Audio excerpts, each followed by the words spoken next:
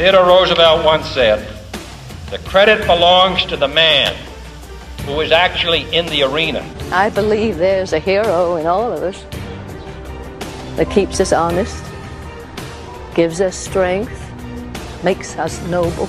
So that his place shall never be with those cold and timid souls who know neither victory nor defeat. Seize the day. Whose face is marred by dust and sweat and blood. Who knows the great enthusiasms, the great devotions, and spends himself in a worthy cause. And I'm gonna stay right here and fight for this lost cause. You've got to get mad. I mean plumb mad dog mean. Our deepest fear is not that we are inadequate. Our deepest fear is that we are powerful beyond measure. Who at best, if he wins, knows the thrills of high achievement. And if he fails, at least fails while daring greatly. I'm gonna show you how great I am. Hi once again, everybody. I'm Ed Berliner. Welcome into Studio A for another edition of The Man in the Arena. And in this episode, we're going to ask a very serious question. Well, all right, not a very serious question, but one that I think we have all asked at one time or another. Well, I haven't. I'm the host of the show, so I get to say these things, all right? What exactly is funny? What is comedy? When you think about it, there are so many comics that are out there. We are every day. Let's face it, we need a lot more comedy now than we ever had before. We need to laugh a whole lot more. But what is comedy, and how do comics actually understand, and how are they able to grasp what is funny and what makes people laugh? Romance, do we have any honeymooners out there? Honeymooners. Honeymoon. Well, first of all, congratulations to the honeymooners. Second of all, you won't be this happy in a few months. Trust me, it's over. No, I'm kidding. Your marriage will be different. Newlywed girl, when he first proposed to you, when he was your financier. I'm sorry, fiance. Okay, folks, listen. If I have to do jokes twice, it'll be a bit longer show than I had planned. Okay, so work with me here, please. When he proposed to you, was he very romantic? Yeah. He was great, because I remember how I proposed my ex. Excuse me. I remember how I proposed my ex-wife. I said, "You're what?"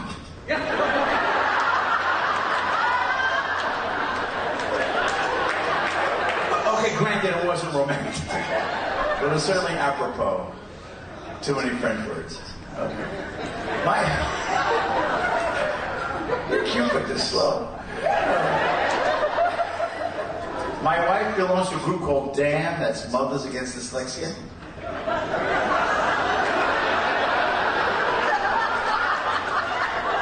It's taking a little longer than usual. So I'm assuming you all got here the special bus. Got bad news for you, I can't talk slower than this. My guest is the gentleman you have just seen on stage, and he has been making people laugh since the 1800s, about 1842. I think is probably You're about a sweet right. Man. Well, come on, I've known you long enough. He has played nationally, he has played locally, and also been a comic. So you see, what happens is when you hang around comedians long enough, you learn never to try to do the material for them on stage. But in a situation like this, you can at least try, and you can get away with it every now and then. He is a legend in South Florida comedy. It is a pleasure to welcome my good friend Gene Merola to the Man in the Arena. I'd want to say, how are you doing? But I know how you're doing. You're always doing well. I mean, my friend, I have never been interviewed by somebody who has a monument to hubcaps behind his head. I want to thank you very much. Those look great. Those hubcaps. Every year I go to Puerto Rico to visit my hubcaps. This and is you bring amazing them home too. That you got this going for you. Congratulations. Thank you very much. You are the Your first hair comic looks real, by the way. Well, listen. You know, you've known me how long? Don't screw with Forever. the hair, okay? With a TV No, guy, never screw. Like, you've got room to talk. I've got plenty of room because I've got no hair. We want to remind people here as we go through the show, please remember that my phone just decided to get involved, and I'm going to make sure that it doesn't. There is an opportunity that there will be, and a chance that there will be things said on this show that will be not safe for work. This is an adult show, in certain pieces, just in case. So I don't want anybody getting upset and then sending us all sorts of emails and complaining. But having said that, I want to point out, Gene, that every time I've seen you perform, and this goes back, and we'll talk about Bojangles in those years which everybody talks about, you don't do a lot of ribald material. And I'm sorry I had to use a difficult word, which might be tough at any age. But you don't. You've always had clean material. How do you make that decision that you want to be a clean comic instead of a comic like a Pryor, a Carlin, or somebody like that? Well, I for myself, I need to be able to be comfortable in my presentation. You used the word revival, religious. Well, it's close enough. Ribald, R-A-B-A-L-D. It's close enough. It means risque, if you will. You. No, because what's another word for thesaurus? Never mind. Okay, so for me, I used to mentor comics coming up. I would be very happy to do that. And I would tell them, first of all, be yourself. Because if you be somebody else, if you maintain a character, it won't work for you. And a good friend of mine, Dan Whitney, took those words and threw them out the window and became, of course, Larry the Cable Guy. So, I was just going to say, because there are a lot of guys out there who do characters, and they're very successful at it, as a matter of fact. Absolutely, yes. But again, I think you have to be comfortable in your own skin. I don't have a problem with the vocabulary or using perhaps let's say R-rated material. I think it has to be so precise and so well used. I read an article many years ago about comedy. A guy had gone around the country, and he said he was tired of hearing comedians fight the battle that Lenny Bruce had already won. You can abuse the language. And by the way, would you mind if I had a cup of coffee while we do this? No, please go right ahead. Thank you. This is coffee. Wait. Okay, here. So if we're going to show and we're going to get product placement here. Before we get to Bojangles, because we've heard that. Yeah. When did you consciously reach a point where you said, "That's it, I'm going to be a comic"? And then I would guess that right after you said that, your parents threw you out of the house. You're so close. I'll tell you what happened, and I was thinking about this because I was anticipating with joy this particular conversation. And I remember vividly, now I don't remember the exact circumstance. I was doing a church charity affair when I was like 16 years old in Staten Island, New York. And I don't know the circumstance, but I was doing it was a play that the fundraisers were putting on, and I ad-libbed a line. All I remember saying was "Ishkabibble," and it worked. The entire audience just exploded, and I said, "I think there's something going on here." You better be careful, because there might be maybe 6 people in the audience who know exactly what "Ishkabibble" is or means. Well, that's okay, but they're very intelligent people, and they'll tell you what it means one day. So. This is the experience I had, and from there I went on to become a page for CBS. I ushered people into the theater for Merv Griffin, Ed Sullivan, What's My Line, To Tell the Truth, and I got to get really close up and comfortable. I never really made a conscious effort. I tell you what, if I had my druthers, I'd never become a comedian. And I still, to this day, don't consider myself a comedian. I'm an entertainer. I incorporate many things. I ad-lib, I do harmonica, guitar, kazoo, and I like to incorporate the audience into that frame of reference, if you don't mind. But I don't consider myself that comedian that you see on the rich people. Well, but there had to be a moment, though, when you decided that this is going to be what I want to do. I mean, because a lot of guys, when you talk to guys and gals who become comics, they usually point to either tragedy in their lives somewhere which made them become comics and made them look at life differently, or they point out that they were always funny as kids in school. Now, which one were you? Okay, I was not the class clown, but I remember reading. I had my 50th high school reunion several years ago, and please don't tell anybody. By the way, this light does it make me look chubby and gray haired? Yes. It does. So it's perfect. Yeah, as a matter of fact, I was going to say it captures you perfectly. Please go ahead. By the way, this coffee is fantastic. Thank you for providing it. I remember that I enjoyed performing. My mom was so intuitive. She said, don't learn to play the piano, learn to play the guitar, because you can bring guitar to every party. Every party will not always have a piano. And I like that. I have a picture, and I wish I could show it to you, of my buddies and I right after high school. Everyone's in different stages of going to different colleges, but we all stayed basically at home. We rented an apartment for $75 a month, 3 bedrooms, a bath, a kitchen, a living room, and a dining room for $75. 15 guys participated in the rental, and we couldn't come up with it every month. But it was a great camaraderie. We had parties at this house. Now, we had I have a picture of all of us, about 10 guys on the baseball field, and we're holding gloves and bats. I'm the guy on the baseball field with my guitar. I swear, Which goes to show what an amazing athlete you've always been all these years. Well, I needed a bigger plane to hit that ball. That's true. It was terrible. but that was I did that throughout my high school career, my high school and into college, and then to get into the Army stuff. I was found incompetent. I had bone spurs. So I felt very presidential. Right. And I can see that, as a matter of fact. I've watched you walk. Very nice.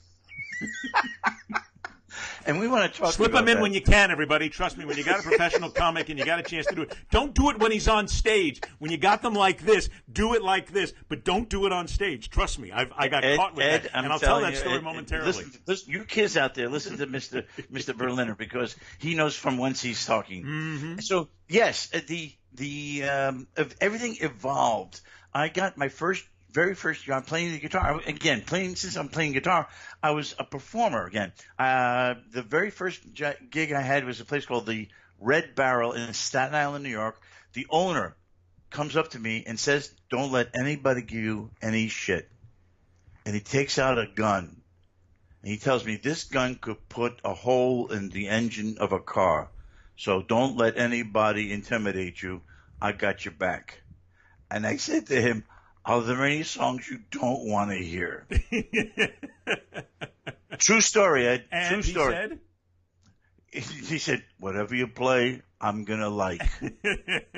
I was Johnny Shots. The guy's name was Johnny Shots. I'll never forget it. So now that's my first gig. And now I could become a page for CBS. And I'm rubbing shoulders with all the big time performers of that era. And we're talking about the early 70s, late 60s.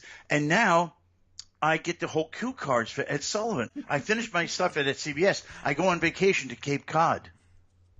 Okay? I'm in Cape Cod. And I actually auditioned with a borrowed guitar to perform at a local place that had just opened up. And I get the gig. Who knew? I was never goal oriented. I didn't say if I go, I'll go from Johnny Shots showing me his gun to a place in Cape Cod. I never had a plan. I lucked out. I was throwing crap the whole time, and lucky me. I just ran into the right people. By the way, that was the right time of life. Here I am. I'm performing when just guys like Steve Martin were coming out, Cheech and Chong were coming out, and I'm doing my bits in a tiny 75-seat pub and having a great time. And then I hate to bother you with this, but I was fun. I was happy. I was a walking party. I would do on stage. I'd be on stage for 3 and 4 hours a night. I can't imagine you ever having a down day. And there's a lot of comics that I've spoken to that talk about how difficult the life is, and a lot of them travel a lot, and they're constantly on the road, 360 days out of the year. and they talk about that it's a difficult life, but you came up at a time when it was very different. I mean, there was still struggles to come up and to come through, but you were able to grab those gigs. Maybe there was competition, but comics were unique. When you compare, they really were. You had the big names, but you had the guys and the gals who traveled across the country who were maybe several hundred in nature. Now there's several thousand in nature. It's more difficult than ever to get a gig. And yes. And what happened, I challenged myself for the first, I'm going to say 4 or 5 years of my career. I challenged myself. I went from Cape Cod to California. What the heck? Why am I going to California? I had no job. I stayed with a friend of mine who was a former page, who was then the producer for the Merv Griffin show, and I stayed with him. I auditioned and I got a gig, and the guy says, "Okay, we're gonna have you here for the whole season." I said, "Yeah, that's really nice, but my friends back in Cape Cod offered me $125 a week, so I'm gonna go honor that commitment I made there." But after that, I went to Boston. I went to New York. I went to Seattle. I went to San Francisco. I challenged myself every year because I wanted to see if I could make a difference or make a success in the other places rather than staying in one place. Colorado. I used to work in Colorado, and most people don't care where my ass has been. But I used to work out there quite a bit, and doing mostly folk music or sing-alongs and cheerleading, that kind of thing, versus doing two guys walked into a bar kind of thing. I wasn't that kind of joke-telling comedian. I did funny stuff. I did ad-libs. I brought people on stage. I did change the words of the songs. I did a lot of parodies. But that was the essence of it. I wasn't ever a Jerry Seinfeld monologist. I used to fool around a lot on my wife, but I would. Thank you, Ed. I love you for that. No worries. Believe me, I gave it to you because if I didn't laugh, Marnie will make me pay for it somewhere down the road. No, I beg your pardon. I meant my first wife, my ex-wife. Thank you. I've been to enough of your shows, man. This is bad. The man is echoing my spit take. That's terrible. You're a bad person. All right, no, okay. So hang on. We're going to come back. We've got to take a break. When we come back on the other side, I'm going to talk a little bit about, because you mentioned about playing in New York. You mentioned playing other places as well, and I want to talk about that early stage of your career. My guest here on The Man in the Arena is Gene Merola, and we're talking about comedy and what it takes to become a professional comic and still make people laugh, which he does every now and then. I'm Ed Berliner. This is The Man in the Arena. We'll be right back right after this. Football together is great. But I think most men would agree huddling with their woman after the game is pretty damn magical. The thing is, even though 0 women suffer from erectile dysfunction, over 98% of women over 30 suffer from another condition called not being turned on by their husband anymore. Female Viagra helps women get in the mood and stay in the mood. And you only take it when you need it, like anniversaries, special occasions, or when your husband rolls over and says, "Want to have sex?" Ask your doctor if you're mentally prepared to see your husband without his shirt on. Side effects include dizziness, nausea, having sex with your husband saying, "Sorry, was that okay?" And if your husband is over 70, nightmares. If sex with your husband lasts more than 4 minutes, God help you. Just fake it and pretend to go to sleep. Or tell him you have a headache, which, incidentally, is another side effect of female Viagra. Ask your doctor if female Viagra is right for you. Go Super Bowl. The Super Bowl commercial that no one ever saw because it was killed by the network with female Viagra. Censorship. We want to thank the folks at Saturday Night Live for that as well. I'm Ed Berliner. This is The Man in the Arena. My guest is Gene Merola, and we're talking about comedy and also talking about Gene's drinking problem. Which he has none. Well, not that I know of. Let's go back here in the time that we have left, because I want to make sure our first time together here on The Man in the Arena, so many people will see this, and of course people will go back to what everybody in South Florida knows you for. But what many people don't know is, I mean, you were once at Catch a Rising Star, which that in itself, that's the... Wow, that's the nirvana for comics at that time in life, despite the fact that, thank God, we don't wear those kind of pants anymore, which is brilliant. But what was it like being part of that group? Because I would imagine that you probably ran across so many great future stars at Catch a Rising Star. I was very fortunate that this was the one in Las Vegas, as a matter of fact. I had been at the it was at the Tropicana. There was another comedy club, and I was seemingly on a path to get into the comedy world, doing the traveling, as you had mentioned, with the all over the places versus staying in one spot, which I had done many years. I was in Aspen for many years. I was in seasonal. I was in Cape Cod for many years, and then and down into Fort Lauderdale. But the Catch a Rising Star thing was great. The hostess that night was Elaine Boozler. And really? One of the great comedians, one of the great comics of all time. She still is fantastic. Yes. And I got to rub with David Letterman. And again, don't ever misinterpret what I'm saying. I'm not saying that we were close friends. I'm just saying we were on the circuit together. We would pass, and no way on earth would they ever remember me.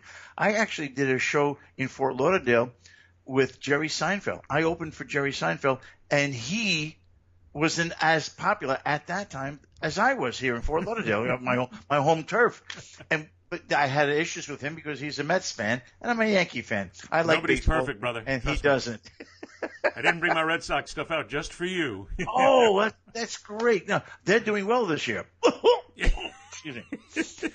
As we're recording, hey, trust me, as we're recording this, it's hockey season. I don't give a damn about baseball season. I know where your heart is. I know that very well. Pedroia is too healthy even to play for the Yankees right now.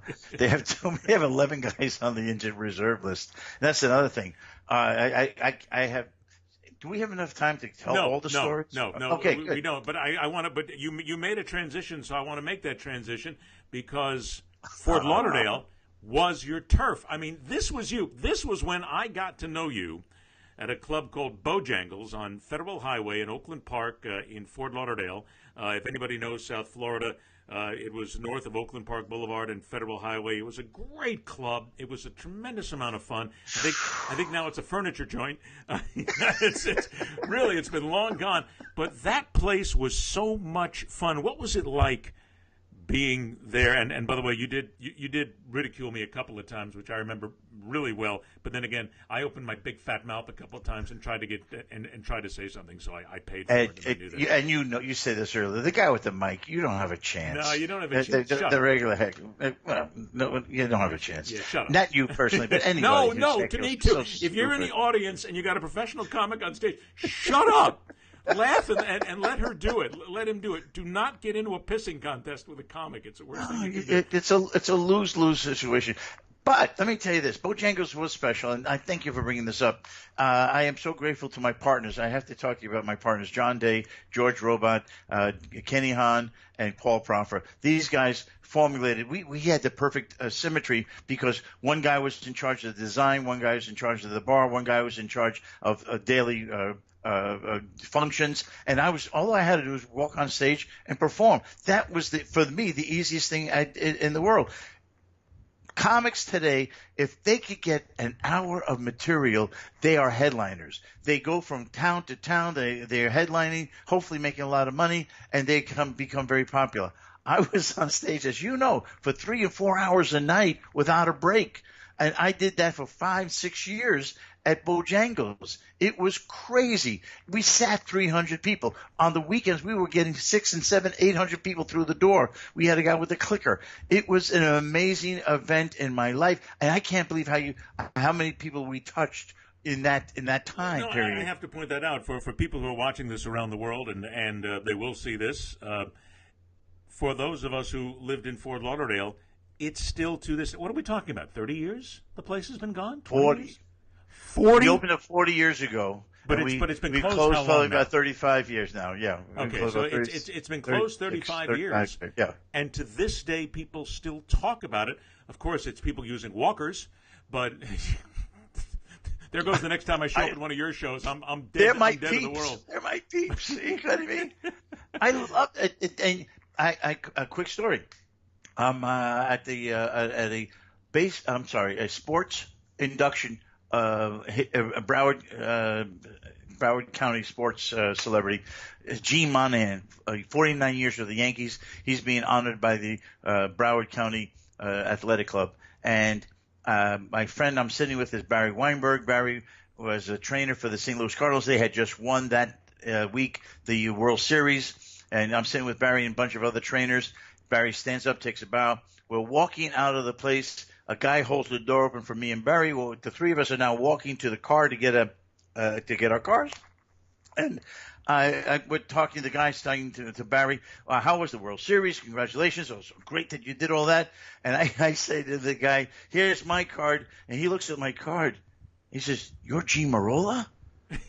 Holy mackerel. I used to come see you when I was at Cardinal Gibbons. Oh, my. Yeah. Boy, did that make you feel young. All my friends used to get out, and we had phony IDs, and we would go into Bojangles. Well, you were fantastic. We loved you. He gives me his card.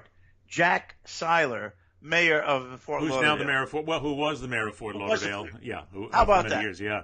How about that? Well, but that's the kind of place that this was, and I think Gene, a lot of comics are always looking for that. I mean, you want to be able to touch people, and you want to be able to have them remember your material. And I guess that comes back around to the beginning of what we said. What is it that's funny? When do you know that you've said something funny or that you've concocted something that you know is going to make people laugh and is going to be memorable? When do you know that?